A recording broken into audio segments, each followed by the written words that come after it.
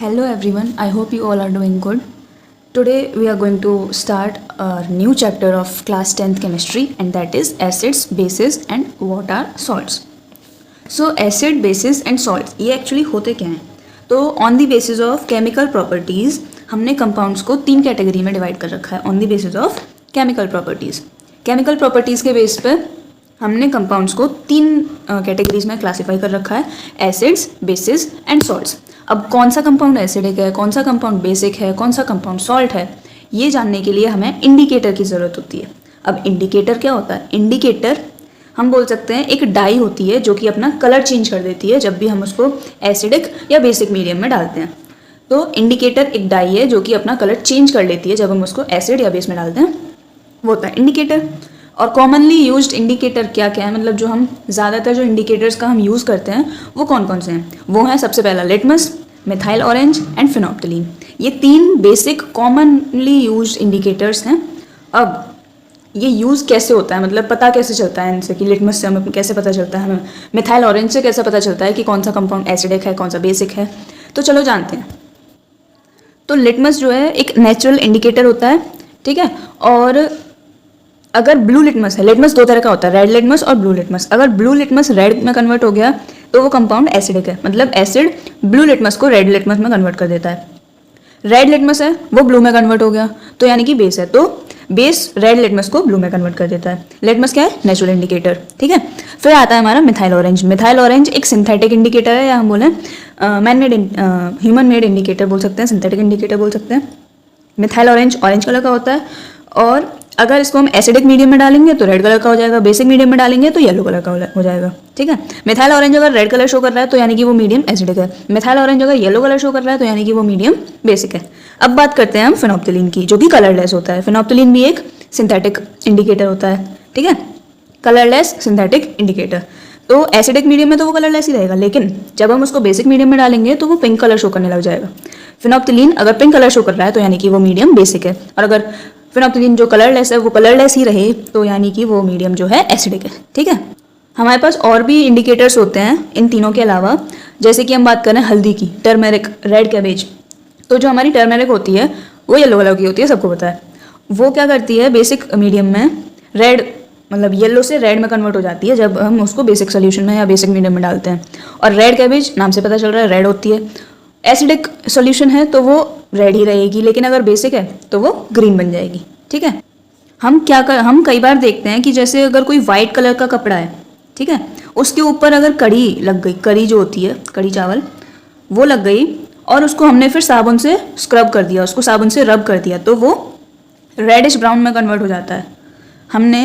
हमारे जो कोई भी वाइट कलर का क्लोथ है उसके ऊपर करी का स्टेन लग गया येलो कलर का, तो करी में क्या होता है? हल्दी होती है, ठीक है, येलो कलर की हल्दी होती है. वो अगर हम उसको रब करेंगे सोप से तो वो रेडिश ब्राउन कलर शो करेगा. ऐसा क्यों?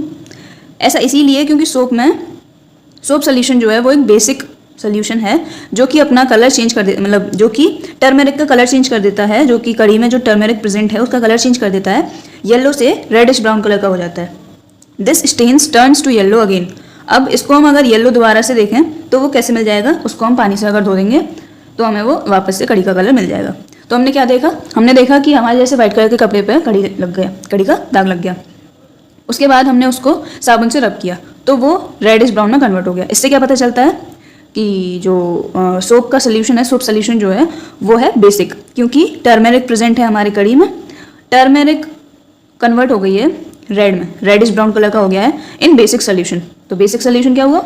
हमारा सोप सोल्यूशन, ठीक है. और अगर हमें वापस से ये टर्मेरिक, मतलब वापस से हमें येलो कलर चाहिए तो हम क्या करेंगे? प्लेंटी ऑफ वाटर, मतलब पानी में उसको रिंस कर देंगे, धो देंगे. This is because then the basic soap gets removed with water. अब ऐसा कैसे हो सकता है कि मतलब ये रेडिश ब्राउन से वापस से येलो कैसे हो गया?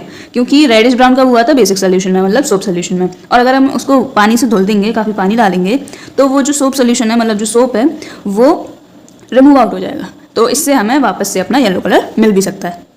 चलो तो अब हम बात करते हैं ऑल्फैक्टरी इंडिकेटर की. अभी भैया ऑल्फैक्टरी इंडिकेटर क्या होता है? ऑल्फैक्टरी मतलब स्मेल. तो कुछ सब्सटेंसेज होते हैं जो कि एसिडिक या बेसिक मीडियम में अपनी स्मेल चेंज कर लेते हैं, उनको हम ऑल्फैक्टरी इंडिकेटर बोलते हैं। स्मेल चेंज हो गई तो हमें पता चल गया कि वो बंदा मतलब जो वो इंडिकेटर है एसिडिक मीडियम में है या बेसिक मीडियम में है। तो ऑल्फैक्टरी इंडिकेटर के एग्जांपल क्या है, अनियन और वनीला एक्सट्रैक्ट, ये दो हमारे ऑल्फैक्टरी इंडिकेटर्स होते हैं। अब जो हमारा चैप्टर का नाम है एसिड, बेसिस एंड सॉल्ट्स, उसको हम थोड़ा सा पढ़ लेते हैं। तो भैया एसिड्स क्या होते हैं? एसिड्स वो कंपाउंड हैं जो कि सोर इन टेस्ट होता है, मतलब खट्टा टेस्ट होता है, और ब्लू लिटमस को रेड में कन्वर्ट कर देते हैं, इलेक्ट्रिसिटी कंडक्ट करते हैं। और जो एसिड्स हमारे प्लांट और एनिमल मटेरियल में प्रेजेंट होते हैं उनको हम क्या बोलते हैं? ऑर्गेनिक एसिड, जैसे कि acetic acid, citric acid, lactic acid, tartaric acid, oxalic acid and formic acid. ये कुछ ऑर्गेनिक एसिड्स हैं जो कि हमारे प्लांट्स और एनिमल्स में पाए जाते हैं। कुछ एसिड्स ऐसे भी होते हैं जो हमें अर्थ के मिनरल्स से मिलते हैं, जिनको हम मिनरल एसिड बोलते हैं, जैसे कि hydrochloric acid, sulphuric acid and nitric acid. ये कुछ ऐसे एसिड्स हैं जो कि हमें अर्थ के मिनरल से मिलते हैं, इसलिए हम इनको मिनरल एसिड कहते हैं।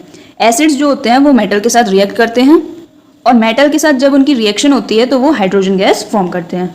एसिड्स जब मेटल कार्बोनेट के साथ रिएक्ट करते हैं तो वो कार्बन डाइऑक्साइड गैस फॉर्म करते हैं। और जब एसिड्स बेसिस के साथ रिएक्ट करते हैं तो सॉल्ट और वाटर फॉर्म होता है। एसिड्स जब बेसिस के साथ रिएक्ट करते हैं तो सॉल्ट और वाटर फॉर्म होता है।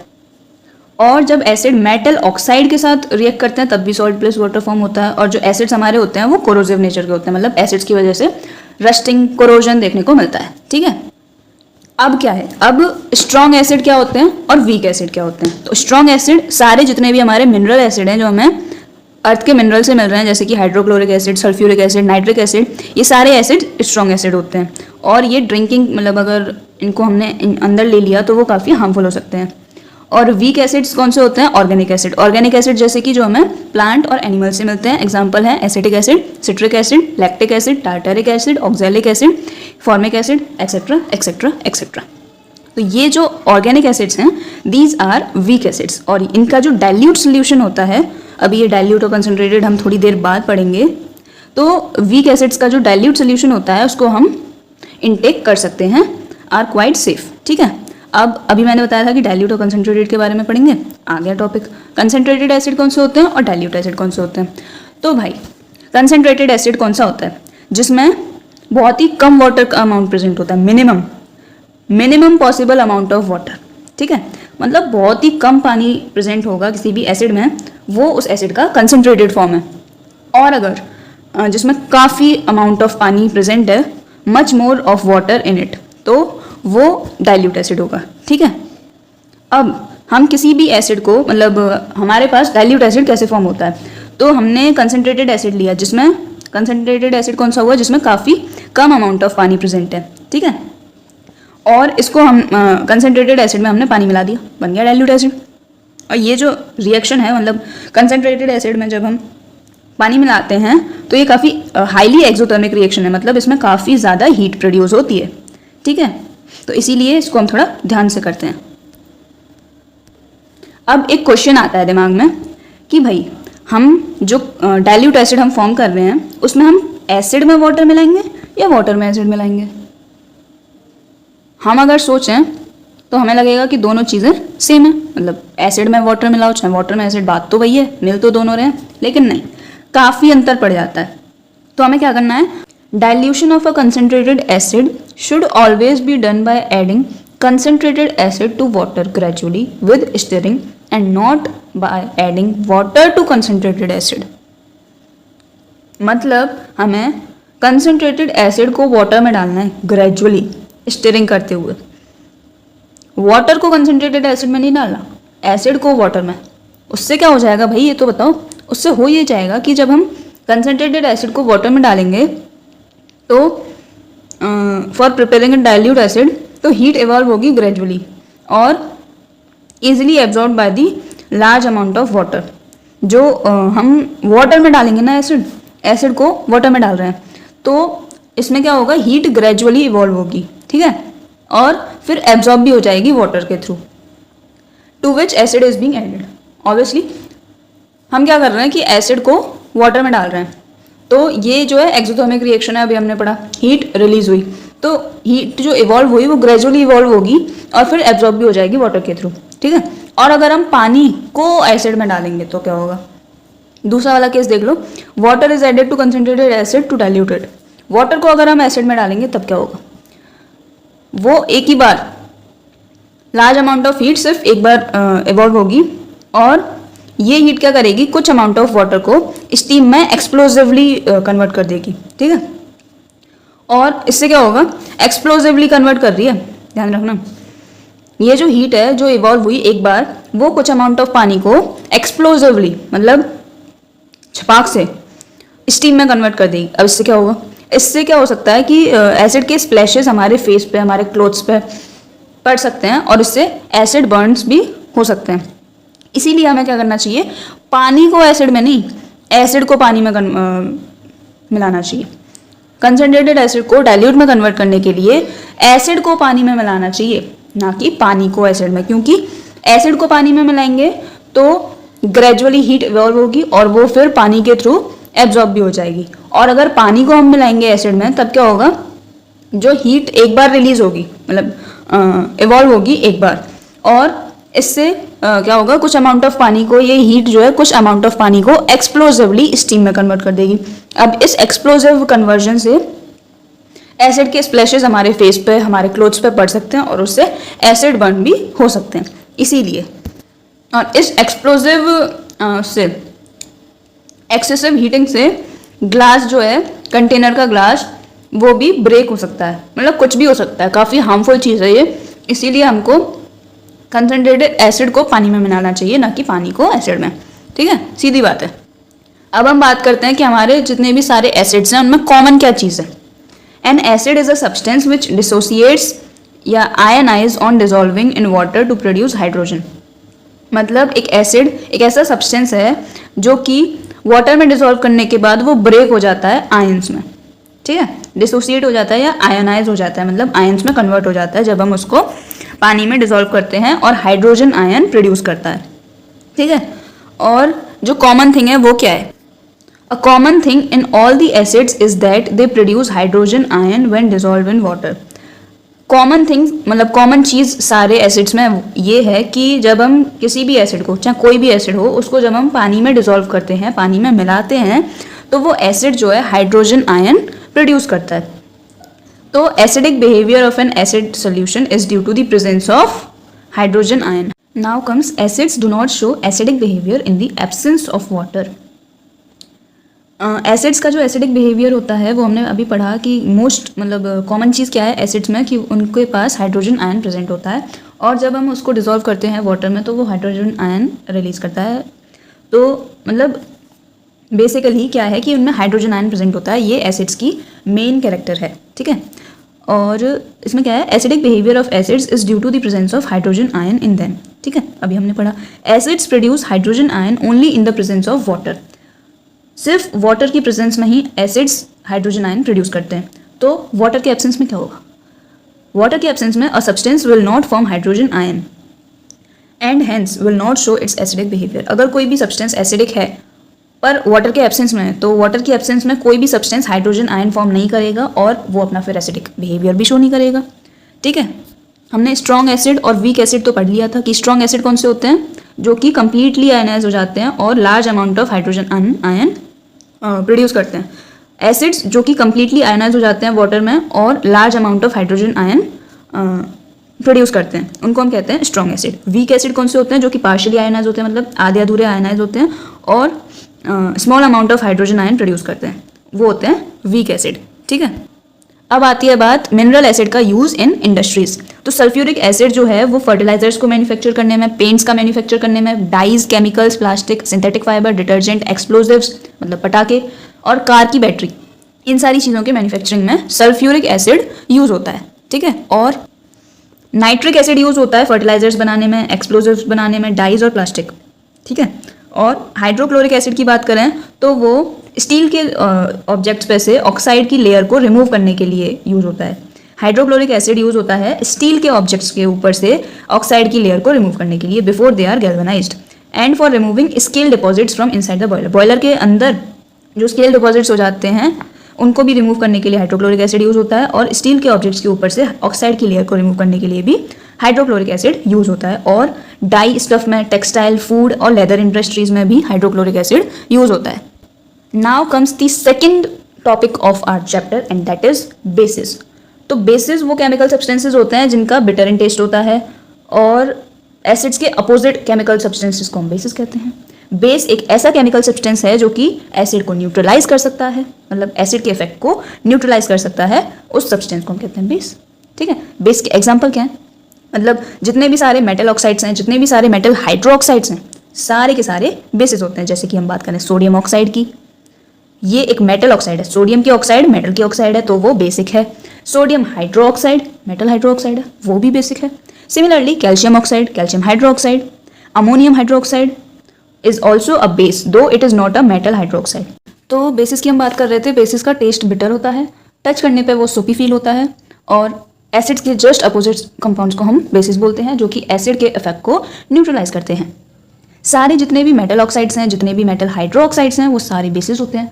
जैसे कि एग्जांपल में हम बात करें sodium hydroxide, sodium oxide, calcium hydroxide, ammonium hydroxide, ये सारे के सारे जो हैं बेसिस हैं। ठीक है, अमोनियम हाइड्रोक्साइड हालांकि मेटल हाइड्रोक्साइड नहीं है, लेकिन फिर भी वो बेस है।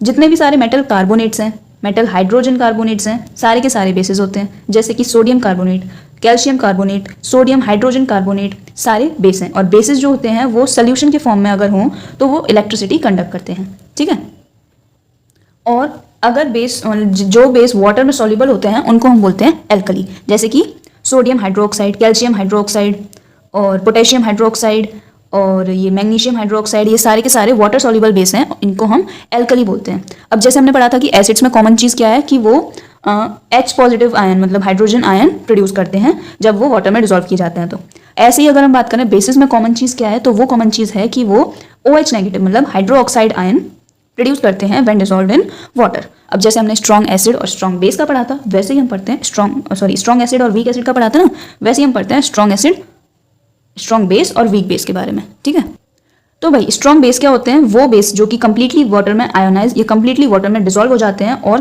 काफी large amount of OH negative ion produce करते हैं, उनको हम बोलते हैं स्ट्रॉन्ग बेस। जैसे कि NaOH, KOH etcetera. Weak base वो होते हैं जो कि पार्शियली मतलब आधे अधूरे वाटर में डिसॉल्व होते हैं और small amount of hydroxide ion produce करते हैं। जैसे कि calcium hydroxide, magnesium hydroxide, NH4OH, ये सारे के सारे वीक बेसिस का एग्जाम्पल हैं। ठीक है, अब बेसिस की कुछ और प्रॉपर्टीज के बारे में देख लेते हैं। तो जो बेसिस होते हैं वो बिटर इन टेस्ट होते हैं, सोपी टू टच होते हैं, और रेड लिटमस को ब्लू में कन्वर्ट कर देते हैं, और इलेक्ट्रिसिटी को कंडक्ट करते हैं in the form of solution की फॉर्म में होंगे तो इलेक्ट्रिसिटी कंडक्ट करेंगे, और कुछ मेटल्स के साथ रिएक्ट करके वो हाइड्रोजन गैस फॉर्म करते हैं। और बेसिस जो होते हैं वो एसिड्स के साथ रिएक्ट करते हैं to form salt and water. Bases react with acid to form salt and water. Bases non metal oxides के साथ रिएक्ट करके सॉल्ट एंड वाटर बनाते हैं। एग्जाम्पल के साथ देखते हैं चलो। तो एसिड के साथ बेसिस रिएक्ट करेंगे to form salt and water. जैसे कि ये कोई बेस है हमारा सोडियम हाइड्रोक्साइड, ये एसिड के साथ सल्फ्यूरिक एसिड के साथ सोडियम हाइड्रोक्साइड को हमने रिएक्ट कराया, सोडियम सल्फेट बना और वाटर बन गया। NaOH plus H2SO4 gives Na2SO4 plus 2H2O। ठीक है, तो sodium hydroxide plus sulphuric acid बनाएगा सोडियम सल्फेट प्लस वाटर। ठीक है, तो salt plus water when base react with acid. अब बेस नॉन मेटल ऑक्साइड के साथ रिएक्ट करके भी सॉल्ट और वाटर फॉर्म करता है। इसका भी एग्जांपल देख लेते हैं चलो। हाँ जी, ये रहा इसका एग्जांपल। जैसे कि non metal oxide plus base gives salt plus water. जैसे कैल्शियम हाइड्रोक्साइड, ये एक बेस है। Carbon dioxide non metal oxide है, carbon dioxide non metal oxide. Calcium hydroxide एक बेस है, तो calcium carbonate plus water, calcium carbonate salt plus water. ठीक है, अब बेस का यूज क्या होता है, तो जो हमारा सोडियम हाइड्रोक्साइड होता है वो सोप, पेपर, सिंथेटिक फाइबर के मैन्युफैक्चर में यूज होता है। कैल्शियम हाइड्रोक्साइड जिसको हम स्लेक लाइम भी बोलते हैं, वो ब्लीचिंग पाउडर के मैन्युफैक्चर में यूज होता है। मैग्नीशियम हाइड्रोक्साइड एक एंटी एसिड की तरह यूज होता है to neutralise the excess acid in the stomach and cure indigestion. मतलब जो हमारा खाना पचता नहीं है, इंडाइजेशन होता है, तो उसके लिए मैग्नीशियम हाइड्रोक्साइड यूज होता है एज एन एंटासिड, जो कि स्टमक में जो एसिड बनता है, जो गैस बनती है, गैस का जो कैप्सूल होता है उसमें प्रेजेंट होता है magnesium hydroxide in the form of antacid. ठीक है, एंटासिड के फॉर्म में मैग्नीशियम हाइड्रोक्साइड जो गैस की गोली होती है, गैस की टैबलेट होती है, उसमें प्रेजेंट होता है। वो क्या करता है, वो स्टमक में जो एसिड बनता है उसको न्यूट्रलाइज कर देता है, और मतलब एसिड को न्यूट्रलाइज कर देता है और इंडाइजेशन को क्योर करता है। सोडियम कार्बोनेट यूज होता है वॉशिंग सोडा की तरह and for softening hard water को सॉफ्ट करने के लिए, और as a washing soda sodium carbonate use होता है। सोडियम हाइड्रोजन कार्बोनेट यूज होता है एज बेकिंग सोडा खाना बनाने में, बेकिंग पाउडर बनाने में, और एक एंटासिड के फॉर्म में भी यूज होता है sodium hydrogen carbonate as an antacid to cure indigestion and in soda acid fire extinguisher. ठीक है, अब हम कैसे पता करेंगे कि कोई एसिड वीक एसिड है, कोई एसिड स्ट्रॉन्ग एसिड है, कोई बेस वीक बेस है, कोई बेस स्ट्रॉन्ग बेस है, मतलब स्ट्रेंथ कैसे पता करेंगे किसी भी एसिड या बेस की? उसके लिए एक स्केल होता है जिसको हम बोलते हैं पीएच स्केल, ठीक है। तो जो हमारा पीएच स्केल होता है वो क्या करता है, एसिड और बेस के सोल्यूशन की स्ट्रेंथ पता करता है, ठीक है। 1909 में सोरेनसन ने एक स्केल डिवाइस किया था known as pH scale, on which the strength of acid solution as well as basic solution could be represented by making use of hydrogen ion concentration in them, ठीक है। 1909 में Sorensen ने एक scale devise किया था जिसको हम pH scale भी बोलते हैं, जिसपे हम एसिडिक सोल्यूशन और बेसिक सोल्यूशन की स्ट्रेंथ पता करते हैं। कैसे? हाइड्रोजन आयन कंसंट्रेशन, मतलब उस सोल्यूशन में हाइड्रोजन आयन का कितना कंसंट्रेशन है उसके बेसिस पे हम उस चीज़ को देख के हम पता कर सकते हैं एसिडिक सोल्यूशन या बेसिक सोल्यूशन की स्ट्रेंथ, ठीक है। और pH of a solution is inversely proportional to the concentration of hydrogen ion in it. जितनी ज़्यादा हाइड्रोजन आयन की कंसंट्रेशन होगी pH उतना कम होगा, ठीक है। इनवर्सली प्रोपोर्शनल है ना, pH of a solution inversely proportional है to the concentration of hydrogen ion in it, मतलब a solution having high concentration of hydrogen ion has a low pH value. Hydrogen ion ज़्यादा होंगे तो pH कम होगा, और hydrogen ion कम होंगे तो pH ज़्यादा होगा ऑब्वियसली। और pH जो ये वर्ड है pH, इसमें P का मतलब क्या है? P का मतलब है एक जर्मन वर्ड है पोटेंस, जिसका मतलब होता है पावर, और जो H है, H का मतलब है हाइड्रोजन आयन की कंसंट्रेशन। तो pH में P क्या बताता है? पोटेंस, एक जर्मन वर्ड है जिसका मतलब होता है पावर, और जो H है, H P स्मॉल होता है, H कैपिटल होता है। H बताता है हाइड्रोजन आयन कंसंट्रेशन, ठीक है। तो स्ट्रेंथ ऑफ एन एसिड और base is measured on a scale of number called the pH scale. Acid या बेस की स्ट्रेंथ पता करनी है तो एक स्केल यूज होता है जिसको हम पीएच स्केल बोलते हैं, जिसकी वैल्यू 0 से 14 के बीच में होती है, मतलब 0 से 14 के बीच में नंबर्स होते हैं। उसके बेसिस पे हमें पता चलता है कि कोई एसिड कितना स्ट्रॉन्ग एसिड, कितना वीक एसिड, कितना स्ट्रॉन्ग बेस, कितना वीक बेस है, या कोई न्यूट्रल सोल्यूशन है, क्या है, वो सारी चीज़ें हमें पीएच स्केल से पता चलती हैं। अब according to the rules of pH scale के रूल्स क्या क्या हैं? तो न्यूट्रल सब्सटेंस कोई भी होगा, मतलब जो ना एसिडिक है ना बेसिक है, न्यूट्रल है, तो उसका पीएच एग्जैक्टली 7 होगा। एग्जैक्टली 7 पीएच अगर किसी सोल्यूशन का है, किसी सब्सटेंस का है, तो वो सब्सटेंस होगा न्यूट्रल सब्सटेंस। जैसे कि प्योर वाटर, ठीक है। प्योर वाटर एक न्यूट्रल सब्सटेंस है जो कि ना तो एसिडिक है और ना ही बेसिक है, तो उसका प्योर वाटर का पीएच होगा 7। Sugar solution, sodium chloride solution, ये भी न्यूट्रल सोल्यूशंस हैं, इनका भी पीएच एग्जैक्टली 7 होगा। तो जब भी हम बात करेंगे कि पीएच किसी भी सोल्यूशन का पीएच 7 है, तो उसका मतलब क्या है कि वो एक न्यूट्रल सब्सटेंस है। और a substance having pH 7 will have no effect on litmus or any other common indicator such as methyl orange और phenolphthalein। मतलब इंडिकेटर से कोई भी असर नहीं पड़ेगा, इंडिकेटर पे मतलब उस इंडिकेटर को सोल्यूशन में डालेंगे तो उस पर कोई असर नहीं पड़ेगा, क्योंकि भाई वो तो न्यूट्रल है, ना तो एसिडिक है ना तो बेसिक है, न्यूट्रल है, इसीलिए इंडिकेटर पे भी कुछ असर नहीं पड़ेगा। दूसरी बात आती है एसिड। तो एसिड जो होते हैं उनका पीएच 7 से कम होता है। जब भी एक सोल्यूशन है उसका पीएच 7 से कम है तो उसको हम बताएंगे कि वो एसिडिक सोल्यूशन है। जैसे कि पीएच अगर 4 है, ठीक है, तो वो जो सोल्यूशन है वो एसिडिक होगा। More acidic a solution is lower will be its pH, ठीक है। जैसे अगर कोई भी एसिड है, जैसे हाइड्रोक्लोरिक एसिड है, स्ट्रॉन्ग एसिड है, तो हाइड्रोक्लोरिक एसिड का पीएच कम होगा as compare to acidic acid जो कि एक वीक एसिड है। मतलब एसिड का पीएच, सबसे पहले तो ये जान लो कि एसिड का पीएच 7 से कम होता है, मतलब न्यूट्रल से कम एसिड का पीएच होता है। अब जितना कम एसिड का पीएच होगा उतना ही स्ट्रॉन्ग एसिड होगा, ठीक है। मतलब 1 जिसका पीएच है, 1 जिस एसिड का पीएच है वो स्ट्रॉन्गेस्ट एसिड होगा, और 6 जिसका पीएच है मान लो तो वो वीकेस्ट एसिड होगा, क्योंकि 7 तो न्यूट्रल होता है, ठीक है। तो जितना कम पीएच होगा किसी भी एसिड का उतना ही स्ट्रॉन्ग होगा वो एसिड, ठीक है। और अगर हम बात करें बेस की, तो बेस के केस में क्या है कि सबसे पहले तो बेसिस का पीएच 7 से ज़्यादा होता है। 7 से 14 के बीच में बेसिस का पीएच आता है। 1 से 7 के बीच में, मतलब 1 to 6 acid, 7 neutral, 8 to 14 base. अब इस बेस के केस में क्या है कि जैसे कोई भी है जिसका ज़्यादा पीएच है, जिस बेस का ज़्यादा पीएच है वो स्ट्रॉन्ग बेस है, जिस बेस का कम पीएच है वो भी वीक बेस है। तो हम नॉर्मल लैंग्वेज में बात करें तो जितना कम उतना ही वीक। जैसे मान लो कि एक सेकेंड देखो, जैसे मान लो ये किसी भी सब्सटेंस का 1 है पीएच, तो वो क्या होगा, स्ट्रॉन्ग, मतलब उसकी एसिडिक कैरेक्टर काफ़ी ज़्यादा होगा, बेसिक कैरेक्टर बहुत कम होगा। ये है न्यूट्रल, 7 न्यूट्रल है, तो एसिडिक भी मतलब ना तो एसिडिक होगा और ना बेसिक होगा। 1 पे क्या है, एसिड ज़्यादा है, बेसिक नेचर कम है। 14 पे क्या है, बेसिक नेचर ज़्यादा है, एसिडिक नेचर नहीं है, ठीक है। तो सिंपली ये भी देख सकते हैं कि इधर साइड जो हमारा ये कौन सा साइड है, लेफ्ट हैंड साइड पे बेसिक नेचर कम है, तो यहाँ पे जो भी होगा 8, 9, 10, 11, 12 जो भी है, इधर ये वाले जो हैं ये होंगे वीक बेस, क्योंकि इधर बेसिक नेचर कम है। Left hand side basic nature कम, right hand side basic nature ज़्यादा, left hand side acidic nature ज़्यादा और right hand side acidic nature कम। ऐसे भी देख सकते हैं, या फिर इससे थोड़ा कंफ्यूजन आ सकता है, तो डायरेक्टली ये याद रख लो कि 1 to 6 होता है एसिड, जिसमें एसिड का अगर पीएच जितना कम होगा उतना स्ट्रॉन्ग एसिड, पीएच जितना ज़्यादा होगा उतना वीक एसिड। 7 न्यूट्रल होता है, 8 to 14 बेसिक होता है, जिसमें 8, 9, 10 जितने भी ये मतलब जितना पीएच कम है उतना ही वीक बेस होगा, जितना पीएच ज़्यादा होगा उतना स्ट्रॉन्ग बेस होगा। ये याद रख लो, बस दैट्स इट। ठीक है, अब हम बात करते हैं किसकी, यूनिवर्सल इंडिकेटर।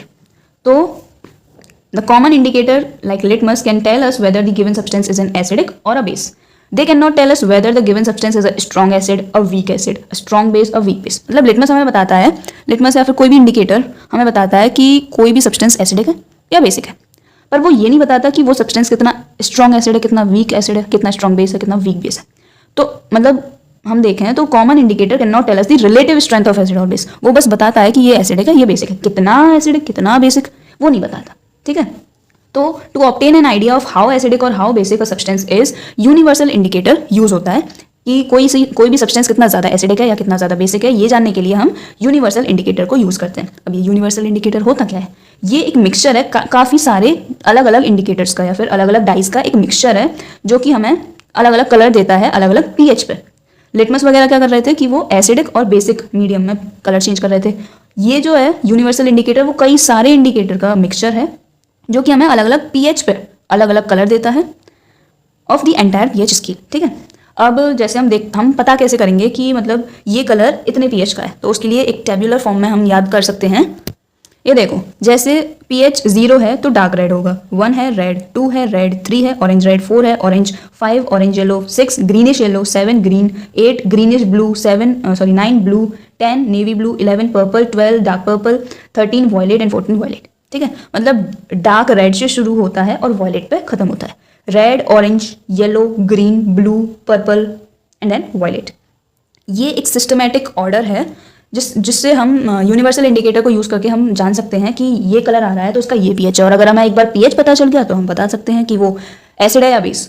ठीक है, ये तो बता ही सकते हैं, और हम ये भी बता सकते हैं कि स्ट्रॉन्ग एसिड है या स्ट्रॉन्ग बेस है, वीक एसिड है या वीक बेस है। कैसे, अगर 7 से कम है तो सबसे पहले तो वो एसिडिक है। ठीक है, अब अगर इस वाली रेंज में है 0, 1, 2, 3 वाली में, मतलब जितना कम पीएच है उतना ही ज़्यादा एसिडिक है, जितना ज़्यादा पीएच है 5 है 6 है तो वो वीक एसिड है। 7 तो भाई न्यूट्रल होता है, तो ग्रीन, अगर यूनिवर्सल इंडिकेटर का कलर ग्रीन आ रहा है तो वो सब्सटेंस न्यूट्रल है। ठीक है, फिर आता है 8, 9, 10, जितना कम मतलब 8 से 12 तक बेस। ठीक है, और 8, 9, 10 वगैरह जो है, जितना कम बेस का पीएच उतना ही वीक बेस, और जितना ज़्यादा बेस का पीएच उतना ही स्ट्रॉन्ग बेस। याद हो गया ना, ये सिंपल है। अब हम देखते हैं हमारी एवरीडे लाइफ पे पीएच का इंपॉर्टेंस। तो हमारी डाइजेस्टिव सिस्टम में पीएच का इंपॉर्टेंस क्या है, सबसे पहले देख लो। हमारा जो स्टमक है वो हाइड्रोक्लोरिक एसिड प्रोड्यूस करता है, जिसका पीएच अप्रॉक्सीमेटली 1.4 है, यानी कि वो क्या है, एक स्ट्रॉन्ग एसिड है। ठीक है, तो ये जो डाइल्यूट हाइड्रोक्लोरिक एसिड है वो फूड के डाइजेशन में हेल्प करता है विदाउट हार्मिंग दी स्टमक। कभी कभी क्या होता है, एक्सेस ऑफ एसिड प्रोड्यूस हो जाता है स्टमक में, कई सारे रीजन्स की वजह से, ओवर ईटिंग भी हो सकती है। तो ये जो एक्सेस एसिड है स्टमक में, इससे इनडाइजेशन होता है, जिससे कि मतलब पेन और इरिटेशन भी हो सकती है। अब इनडाइजेशन को क्योर करने के लिए हम क्या यूज़ करते हैं, एंटासिड।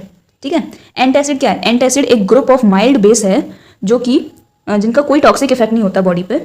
अब ये जो एंटासिड है वो बेसिक इन नेचर होता है। ठीक है, और हमारे स्टमक में एसिड ज़्यादा बन रहा था, तो ये जो एंटासिड है जो कि बेसिक इन नेचर है वो एसिड के इफेक्ट को कम कर देगा। ठीक है, antacid react with excess acid in the stomach and neutralise it. ठीक है, तो उससे क्या होगा, बंदे को रिलीफ मिलेगा। The 2 common antacid used for curing indigestion due to acidity are magnesium hydroxide या फिर सोडियम हाइड्रोजन कार्बोनेट। ये 2 तरह के कॉमनली यूज्ड एंटासिड हैं। मैग्नीशियम हाइड्रोक्साइड जिसको हम मिल्क ऑफ मैग्नीशिया भी बोलते हैं, और सोडियम हाइड्रोजन कार्बोनेट जिसको हम बेकिंग सोडा भी बोलते हैं। मतलब मिल्क ऑफ मैग्नीशिया और बेकिंग सोडा ये कॉमनली यूज्ड एंटासिड हैं to cure indigestion caused by acidity. ठीक है, अब हम बात करते हैं tooth decay. PH change as the cause of tooth decay. PH change की वजह से टूथ डिके भी हो सकता है। तो हम सबसे पहले तो देखेंगे कि टूथ डिके क्या होता है और फिर पीएच चेंज की वजह से टूथ डिके कैसे हो सकता है। चलो देखते हैं। हाँ जी, तो when we eat food containing sugar, है ना, तो बोलते हैं कि कैविटी हो जाती है। जैसे चॉकलेट खाने से कैविटी हो जाती है बोलते हैं ना। तो जब हम शुगर कंटेनिंग फूड खाते हैं तो बैक्टीरिया जो हमारे माउथ में प्रेजेंट होता है वो शुगर को एसिड में कन्वर्ट कर देता है। Bacteria present in our mouth break down the sugar to form acid, जैसे कि लैक्टिक एसिड। तो हमारे माउथ में शुगरी फूड खाने के बाद एसिड फॉर्म हो गया, ठीक है। अब ये जो एसिड है ये माउथ के पीएच को कम कर देगा, मतलब माउथ को भी एसिडिक बना देगा। अब टूथ डिके स्टार्ट होगा जब pH of acid formed in the mouth 5.5 से कम, अगर टूथ एसिड का अगर पीएच 5.5 से कम पहुंच जाता है हमारे माउथ में तो टूथ डिके स्टार्ट हो जाता है। ऐसा क्यों? क्योंकि the acid becomes strong enough to attack the enamel of our teeth and corrode it. Enamel क्या है? हमारी टीथ की एक लेयर होती है इनेमल, ठीक है। अब क्या होता है कि जितना ज़्यादा एसिड बनता जाएगा, हम शुगरी फूड खाते जाएंगे, एसिड बनता जाएगा। अब ये एसिड काफ़ी स्ट्रॉन्ग हो गया है और हमारे टीथ की लेयर को अटैक करने लग जाता है और उसको फिर कोरोड करने लग जाता है, खराब करने लग जाता है। इससे हमें टूथ डिके की प्रॉब्लम आ जाती है।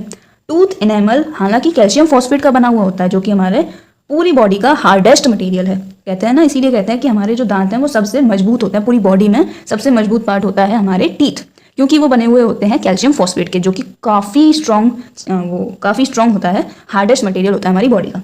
हालांकि टूथ इनेमल बना हुआ होता है कैल्शियम फॉस्फेट का, बट फिर भी वो माउथ में अगर पीएच 5.5 से कम पहुंच जाता है तो वो कोरोड होना स्टार्ट हो जाता है, ठीक है।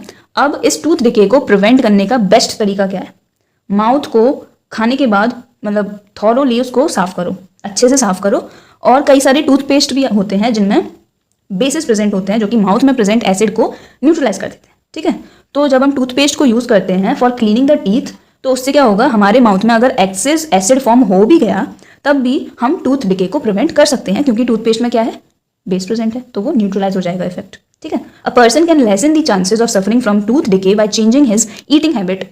अब टूथपेस्ट तो हम यूज़ कर रहे हैं, बट और भी चीज़ें हम कर सकते हैं टू प्रिवेंट टूथ डिके। हम अपनी ईटिंग हैबिट्स को कुछ चेंज कर सकते हैं, जैसे कम शुगरी फूड खाना, जैसे कि स्वीट्स कम खाना, टॉफ़ीज़ वगैरह कम खाना, आइसक्रीम कम खाना, चॉकलेट, कैंडी, इन सब चीज़ों में शुगर काफ़ी ज़्यादा अमाउंट में प्रेजेंट होता है, इसीलिए इनको अगर हम थोड़ा लिमिट में खाएंगे तो टूथ डिके हम प्रिवेंट कर सकते हैं, ठीक है। चलो अब हम देखते हैं कि plants and animals are sensitive to pH change. इसमें क्या है? प्लांट्स और एनिमल्स पीएच चेंज से सेंसिटिव होते हैं। अब जैसे सॉइल का पीएच चेंज हो गया तो क्या होगा, और पीएच चेंज से एनिमल के सर्वाइवल पे क्या असर पड़ता है, आओ चलो देखते हैं। हाँ जी, the plants and animals are sensitive to pH change in their environment. In fact the growth of plants and survival of animal depend to a large extent on the availability of proper pH condition which suit them. मतलब क्या है? Plant और animal अपने environment में pH change से काफ़ी sensitive होते हैं। इनफैक्ट प्लांट्स का ग्रोथ और एनिमल्स की सर्वाइवल डिपेंड करती है काफ़ी हद तक प्रॉपर पीएच कंडीशन पे, ठीक है, जो कि उन्हें सूट करे। अब most of the plants grow best when the pH of soil is close to 7। जब सॉइल की पीएच 7 के आसपास होती है तब काफ़ी सारे प्लांट्स बेस्ट ग्रो करते हैं, क्योंकि 7 न्यूट्रल है, ठीक है। तो न्यूट्रल कंडीशन में, सॉइल की न्यूट्रल कंडीशन में काफ़ी सारे प्लांट्स अच्छे से ग्रो कर पाते हैं। और अगर सॉइल या तो ज़्यादा एसिडिक हो गया या ज़्यादा ही बेसिक हो गया तो प्लांट्स ग्रो बैडली और do not grow at all. Soil में भी एसिडिक और बेसिक नेचुरली भी सॉइल एसिडिक और बेसिक हो सकती है। और सॉइल का pH is also affected by the use of chemical fertilisers. जो फर्टिलाइजर्स यूज होते हैं उनसे भी सॉइल का पीएच अफेक्ट होता है। pH of acidic soil can reach as low as 4 and that of basic soil can go up to 8.3। अगर कोई भी सॉइल एसिडिक हुई तो वो 4 तक, मतलब उसका pH 4 तक जा सकता है, और अगर बेसिक की बात करें तो 8.3 तक उसका pH जा सकता है। Chemicals can be added to soil to adjust its pH and make it suitable for growing. अब अगर एसिडिक है या बेसिक है तो उसके लिए हम केमिकल्स भी यूज़ कर सकते हैं टू एडजस्ट दी pH, और उसको फिर प्लांट्स की ग्रोथ के लिए सुटेबल बनाने के लिए हम केमिकल्स यूज़ करते हैं, ठीक है। अब ज़्यादातर जो सॉइल है फील्ड्स में वो ज़्यादातर काफ़ी एसिडिक होती है। अगर सॉइल ज़्यादा ही एसिडिक हुई, मतलब पीएच काफ़ी कम हुआ, तो उसमें कई सारे चीज़ें हम डालते हैं, जैसे कि क्विक लाइम हुआ, मतलब कैल्शियम ऑक्साइड, स्लेग लाइम यानी कि कैल्शियम हाइड्रोक्साइड, या चॉक यानी कि कैल्शियम कार्बोनेट। ये कुछ चीज़ें हैं जब सॉइल ज़्यादा ही एसिडिक होती है तब हम डालते हैं, ठीक है। ये जितनी भी चीज़ें हैं मतलब बेसिस हैं ऑब्वियसली, इसलिए तो न्यूट्रलाइज कर पा रहे हैं, क्योंकि सॉइल हमारी एसिडिक है और ये सारी चीज़ें बेसिक हैं, इसीलिए सॉइल के पीएच को न्यूट्रलाइज कर देते हैं। React with excess acid present in soil and reduce its acidity. तो फार्मर को हमेशा लाइम यूज करना चाहिए in his field when the soil is too acidic, ठीक है। लाइम यानी कि स्लेग लाइम या चॉक को हम यूज़ करते हैं जब हमारी जो सॉइल है वो काफ़ी एसिडिक है। और कभी कभी क्या होता है कि सॉइल काफ़ी बेसिक भी होती है, मतलब पीएच ज़्यादा है। तो अगर बेसिक है, मतलब काफ़ी ज़्यादा बेसिक है, तो डिकेइंग ऑर्गेनिक मैटर हम उसमें डाल सकते हैं विच कंटेन एसिडिक मटेरियल, मतलब मैन्योर्स या कंपोस्ट को हम डाल सकते हैं जो कि एसिडिक होते हैं, तो वो बेस के इफेक्ट को न्यूट्रलाइज कर देंगे, ठीक है। अब हम बात करते हैं pH change and survival of animal. PH play an important role in the survival of animal including human beings, ठीक है। हमारी बॉडी काफ़ी अच्छे से वर्क करती है with in a narrow pH range of 7 से 7.8। 7 से 7.8 अगर पीएच रेंज है तो हमारी बॉडी अच्छे से वर्क करेगी। बट अगर किसी भी कंडीशन की वजह से पीएच डिस्टर्ब हो गया हमारी बॉडी का, ठीक है, और कई सारी फिर हमें प्रॉब्लम्स हो जाएंगी। अगर हम एक्वेटिक एनिमल्स की बात करें तो एक्वेटिक एनिमल्स जैसे कि फिशेस वो लेक्स और रिवर्स में सर्वाइव कर लेती हैं with in a narrow range of pH, ठीक है। जब रेन वाटर का पीएच अबाउट 5.6 है तो उसको हम एसिड रेन बोलेंगे, क्योंकि उसमें एसिड आ गया जब भी तो 5.6 है।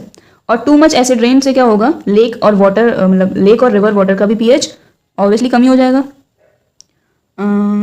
To such an extent and make it so acidic that the survival of aquatic animals become difficult. अगर रेन वाटर का पीएच 5.6 है यानी कि वो एसिड रेन है, तो एसिड रेन की वजह से लेक वाटर और रिवर वाटर का भी पीएच गिर जाएगा काफ़ी हद तक, जिससे कि एक्वेटिक एनिमल्स का भी सर्वाइवल काफ़ी डिफिकल्ट हो जाएगा। High acidity of lake water और river water can even kill the aquatic animals, ठीक है। अब ऐसे में क्या करें, लेक और रिवर वाटर काफ़ी एसिडिक हो गया, अब क्या करें, बेस डाल दो। बेस डालो यानी कि कैल्शियम कार्बोनेट डाल देते हैं to acidic lake water to neutralise the acid that becomes from the acid rain, जिससे क्या होगा, फिशेस जो हैं वो नहीं मरेंगी, फिशेस को हम बचा सकेंगे, ठीक है। आज की क्लास का लास्ट टॉपिक क्या है, self defence by animals and plants through chemical warfare. कई सारे एनिमल्स और प्लांट्स हैं जो कि अपने आप को एनिमीज से प्रोटेक्ट कर लेते हैं by injecting painful and irritating acid या बेस इनटू देयर स्किन, ठीक है। कई सारे एनिमल्स और प्लांट्स ऐसे होते हैं जो कि अपनी एनिमी को मतलब एनिमी से अपने आप को प्रोटेक्ट कर लेते हैं कुछ पेनफुल और इरिटेटिंग एसिड या बेस अपनी स्किन में इंजेक्ट करके, ठीक है। जैसे हनी बी की अगर हम बात करें तो हनी बी का स्टिंग जो होता है उसमें जब कोई हनी बी किसी पर्सन को काट देती है तो क्या होता है, एक एसिडिक लिक्विड उसकी स्किन में चला जाता है, उस बंदे की स्किन में चला जाता है, जिससे कि काफ़ी पेन और इरिटेशन होता है। और अगर if the bee stings a person, तो उस बी स्टिंग हो गई मतलब हनी बी ने काट लिया, तो हम क्या कर सकते हैं, हम कर सकते हैं कि बेकिंग सोडा से उसको रब करो उस एरिया को, और इससे उसको आराम मिलेगा। बेकिंग सोडा यानी कि किसी भी बेस से उसको रब कर सकते हैं। क्यों, बीइंग अ बेस, क्योंकि बेकिंग सोडा एक बेस है, तो वो जो स्टिंग से एसिडिक सोल्यूशन निकला है उसके इफेक्ट को वो न्यूट्रलाइज कर देगा और हमें आराम मिल जाएगा, ठीक है। और जब वास्प यानी कि मकड़ी काट जाए तो क्या करें, तो मकड़ी काटती है तो वो एल्कलाइन यानी कि बेसिक लिक्विड इंजेक्ट करती है हमारी बॉडी में, हमारी स्किन में।